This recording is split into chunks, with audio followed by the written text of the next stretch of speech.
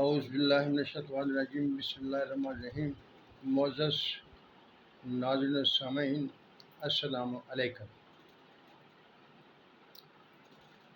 عام طور پر تحقیق کے لیے دو طریقہ کار اختیار کیے جاتے ہیں، یعنی پہلے سے ایک تصور قائم کر لیا جاتا ہے اور پھر اس کو ثابت کرنے کے لیے ثبوت اکٹھے کیے جاتے ہیں، اور دوسرا طریقہ یہ ہوتا ہے کہ ثبوت اکٹھے کیے جاتے ہیں اور ان سے رزلٹ نکال کر اسے تسلیم کیا جاتا ہے۔ یہ سب سے زیادہ استعمال ہونے والے طریقہ کار ہیں، لیکن جو اچھا طریقہ کار ہے وہ یہ ہے کہ سب سے پہلے ثبوت اکٹھے کیے جائیں، اپنے ذہن کو بالکل آزاد رکھا جائے، کسی طرف جھکاؤ ظاہر نہ کیا جائے، اور جو ان ثبوتوں سے، جو ان دلائل سے نتیجہ آئے اسے تسلیم کر لیا جائے۔ لیکن کچھ لوگ جو پہلے ایک بات کو تسلیم کر لیتے ہیں، اس پر ایمان لے آتے ہیں اور پھر اس کے لیے ثبوت اکٹھے کرتے ہیں، تو وہ کبھی بھی صحیح نتیجے پر نہیں پہنچ سکتے۔ یعنی انہوں نے اپنی ایک طے شدہ بات کو ثابت کرنا ہوتا ہے اور یہ نہیں دیکھنا ہوتا کہ اصل حقیقت کیا ہے۔ زندگی ایک عجیب سوال ہے، اس میں مختلف اشیاء، مختلف چیزیں، مختلف جہتیں پائی جاتی ہیں۔ میں نے آج جو موضوع چنا ہے وہ ہے، کیا کائنات کو پیدا کرنے والی کوئی ہستی موجود ہے؟ دو چیزیں ہیں، ایک تو یہ ہے کہ ہم دیکھتے ہیں کہ کیا کوئی اس کائنات کو پیدا کرنے کا دعوے دار ہے۔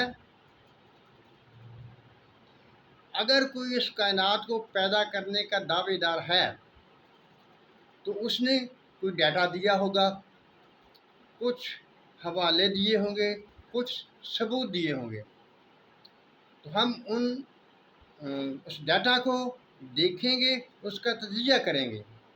اور دوسرا رخ یہ ہے کہ کوئی اس چیز کا دعوے دار نہیں ہے، لیکن ہم نے خود سے ثبوت اکٹھے کرنے ہیں، خود سے دلائل اکٹھے کرنے ہیں، اور اس کے نتیجے میں ہم نے دیکھنا ہے کہ کیا کوئی اس کا بنانے والا ثابت ہوتا ہے یا نہیں ثابت ہوتا۔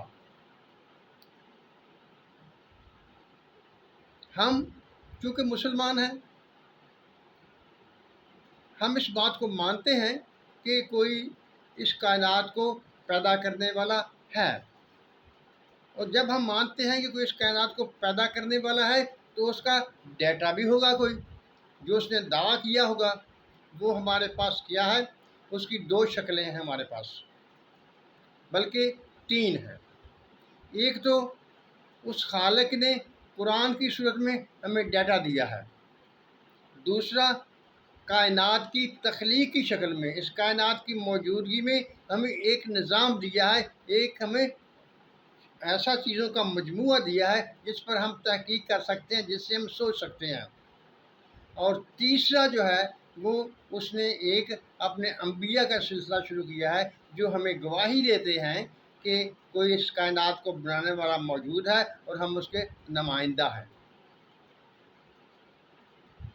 جب ہم اس کائنات پر، اس موجود کائنات پر جب ہم سوچ بچار کریں گے تو ہم وہ طریقہ اختیار کریں گے کہ ہم دلائل کو اکٹھا کریں گے اور ان سے نتیجہ اخذ کریں گے کہ اس کائنات کو پیدا کرنے والا کوئی موجود ہے۔ جب ہم کائنات پر نظر ڈالتے ہیں تو ہمیں ہر طرف ایک نظم دکھائی دیتا ہے، اصول دکھائی دیتا ہے، کوئی چیز بھی نظم سے باہر نظر نہیں آتی۔ مثال کے طور پر ہم لیتے ہیں کہ ہم ایک درخت کو لیتے ہیں، درخت کا ایک بیج ہے جسے زمین میں بوتے ہیں، ایک خاص موسم میں وہ اگتا ہے، بڑا ہوتا ہے، ثمر و بار اٹھاتا ہے، اور آخر میں उसी बीज की तरह शक्ल में उस नतीजे तक पहुँच जाता है कि फिर जो बीज से शुरू हुआ था वो बीज तक मुंतहिज हुआ, लेकिन इस दौरान वो एक पूरा नज़म था जिसके तहत वो चलता रहा।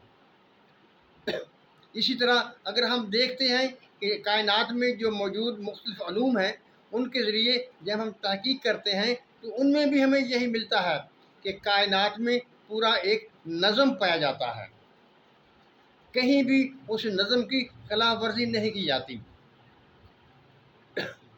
कुछ साइंसदान कहते हैं कि बिग बैंग एक धमाका हुआ जिस नतीजे में ये कायनात पैदा हुई। धमाका हुआ, कैसे हुआ, किसने किया, इसके बारे में कुछ नहीं कहा जाता। सिर्फ ये कहा जाता है कि धमाका हुआ और इसके नतीजे में ये कायनात बनी। देखो कैसी बात है कि मादा जब फटा तो वो कैसे नज़म के साथ एक कायनात की शक्ल में ज़ाहिर हो गया। क्या ये मुमकिन है?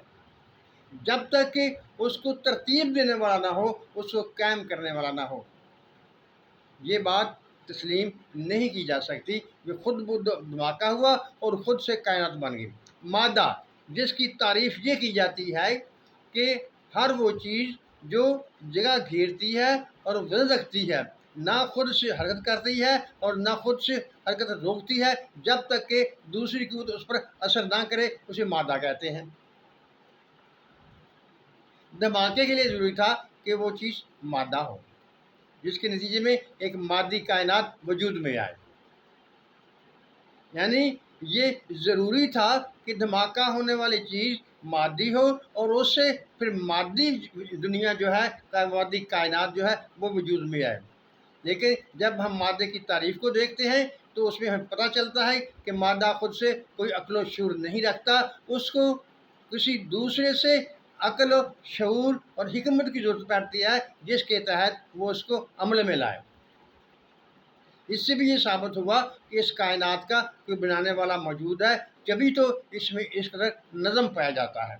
अब आइए दूसरी तरफ देखते हैं कि जो डाटा उस मालिक ने दिया हमें कि देखो मैं इस कायनात का मालिक हूँ, वो कुरान शरीफ की शक्ल में हमारे पास मौजूद है। जैसा कि प्रोफेसर अहमद रफ़ीक अख्तर ने कहा था, ये तो बात ही बहुत आसान है। जो डाटा उस खालिक ने हमें दिया है, हम उसमें से सिर्फ एक बात को गलत कर दें, एक बात को गलत कर दें तो हमारी जान छूट जाएगी, हम उस खालिक से आज़ाद हो जाएंगे। लेकिन ता क़यामत कोई भी उस कलाम पाक में कोई कमी कोताही नहीं निकाल सकता। जैसा कि कुरान शरीफ में भी इस बात का दावा किया गया है कि अगर ये किसी गैर की तरफ से होता तो उसमें बहुत से इख्तलाफ होता, इख्तलाफ कसीर होता, लेकिन उसमें कोई इख्तलाफ नहीं है। दूसरा, अंबिया की शक्ल में उसने अपने नुमाइंदे भेजे और उन्होंने उन नुमाइंदों ने हमें उसकी बातें सुनाई, समझाई और उन पर अमल करके दिखाया और उसकी दावत को हमारे सामने पेश किया। ना तो हम उसके नुमाइंदों में कोई कमी कोताही साबित कर सकते हैं और ना उसके कलाम में जो कुरान की सूरत में है कोई कमी कोताही साबित कर सकते हैं, और ना इस कायनात के बने हुए मादी कायनात में कहीं बेतरतीबी या बदनज़मी हमको नज़र आती है। हम जिधर देखते हैं एक नज़म पाया जाता है। ये तमाम चीज़ें इस बात की दलालत करती हैं कि इस कायनात को कोई बनाने वाला मौजूद है, जिसने इस कायनात को बनाया है और इसके नज़म को कायम रखता है, और वो वाहिद ज़ात अल्लाह ताला की ज़ात है, वो वहदहू ला शरीक है। अब देखिए कुछ लोग जो ऐसे हैं जो कहते हैं कि हम खुदा को नहीं मानते, इस कायनात को कोई पैदा करने वाला नहीं है, वो खुद से बनी है। अगर एक आदमी ये फ़ैसला कर ले कि मैंने किसी की कोई दलील को नहीं मानना, तो कोई भी उसे मनवा नहीं सकता। देखिए कुरान मजीद की शक्ल में जो कलाम इलाही है, इससे बड़ा कोई कलाम नहीं हो सकता, इससे ज़्यादा मुदल्लल कोई कलाम हो नहीं सकता, इससे ज़्यादा मुअस्सर कोई कलाम हो नहीं सकता। लेकिन इसके बावजूद भी ना मानने वाले नहीं मानते। किसी चीज़ को ना मानने से उस चीज़ के पर कोई असर नहीं पड़ता, उसका वजूद ख़त्म नहीं हो जाता। इसी तरह जो खालिक वो मालिक है इस कायनात का पैदा करने वाला, उन चंद लोगों के ना मानने की वजह से उस पर कुछ असर नहीं पड़ता। उसका डाटा हमारे पास मौजूद है, उसके डाटे पर कोशिश कीजिए और उसको गलत साबित कीजिए। अगर आप उस डाटा को गलत साबित नहीं कर सकते, उसकी कायनात में बदनज़मी साबित नहीं कर सकते, उसके अंबिया में कोताहियाँ साबित नहीं कर सकते, तो मान लीजिए कि इस कायनात को पैदा करने वाली कोई हस्ती मौजूद है और जिसने पैदा किया है और इसको चला भी वही हस्ती रही है। मोअज़्ज़ज़ नाज़रीन सामीन, मेरा ख़्याल है कि मैंने इस बात को आपके सामने रखा है और आप इसको अच्छा जानेंगे और इस पर गौर भी करेंगे और आप सोचेंगे भी।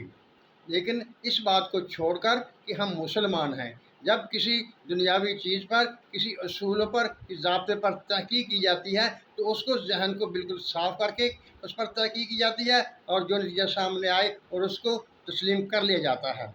लेकिन मेरा दावा है कि इंशाअल्लाह ताला जो कोई भी इस पर कोशिश करेगा, इन असूलों के तहत नतीजा हासिल करने की कोशिश करेगा, तो एक ही नतीजा सामने आएगा कि इस कायनात को बनाने वाला कोई मौजूद है जो इसको चला भी रहा है और वो इसकी हिफाजत भी कर रहा है। मुअज़्ज़ज़ नाज़रीन सामीन, अल्लाह ताला हम सब पर अपनी रहमतों की बारिश करे। आमीन। अल्लाह हाफ़िज़।